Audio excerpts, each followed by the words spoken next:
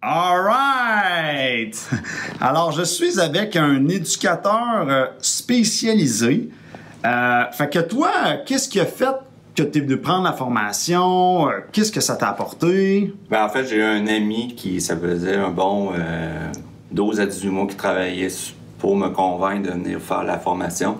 Il voyait que je me sentais un peu perdu sur ma manière d'interagir avec les femmes, que je trouvais pas je comprenais pas toujours pourquoi ça se passait pas bien, que je tombais rapidement dans la friend zone. Mm-hmm. Donc là, à force de me pousser, ben, il a réussi à me convaincre. Là. Il a créé un groupe Facebook avec 2-3 autres gars. Puis là, les gars m'ont expliqué un peu ce que ça leur a apporté. Fait, finalement, ça m'a convaincu de faire la formation. Donc, je le regrette pas du tout. Là. Donc, si ça serait à refaire, je le referais. Je dois avouer qu'au début, j'étais un petit peu hésitant. J'étais... Ouais, OK, bon. Donc, je l'essaye, puis finalement, je me suis enfin botté le derrière, puis je l'ai fait. OK. Puis, moi, je suis curieux de savoir, parce que toi, tu es un gars qui avait déjà certaines notions psychologiques de par ton métier. Y a-tu des choses, y a-tu des différences d'approche que tu as vues? Y a-tu des... Ben, en fait, j'ai trouvé ça intéressant parce que durant toute la formation, notamment durant le jour 2 et 3, j'ai pu faire beaucoup de liens avec ce que j'apprenais dans mon domaine. Ah ouais, tu faisais des liens, des ponts entre les choses? Ouais, des ponts, puis je me dis, c'est intéressant, on apprend. Il y a certaines petites techniques qu'on fait un peu en éducation spécialisée avec la clientèle.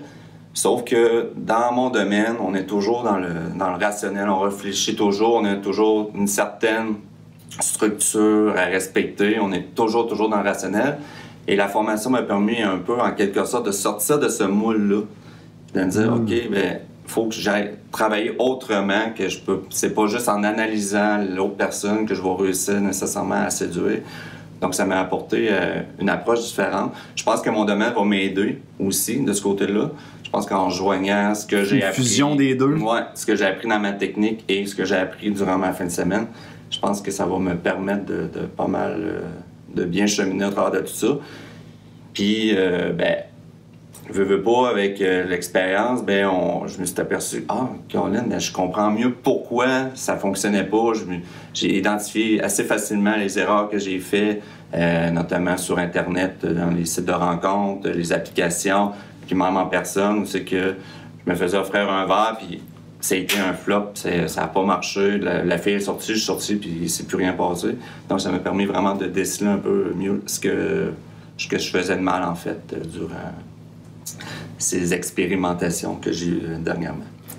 Bah, écoute, c'est parfait. Fait que le mot de la fin, qu'est-ce que tu dirais à un nouveau, là, un gars qui est, c'est quoi cette cochonnerie-là, un gars sceptique, là, tu sais, tu lui dirais quoi?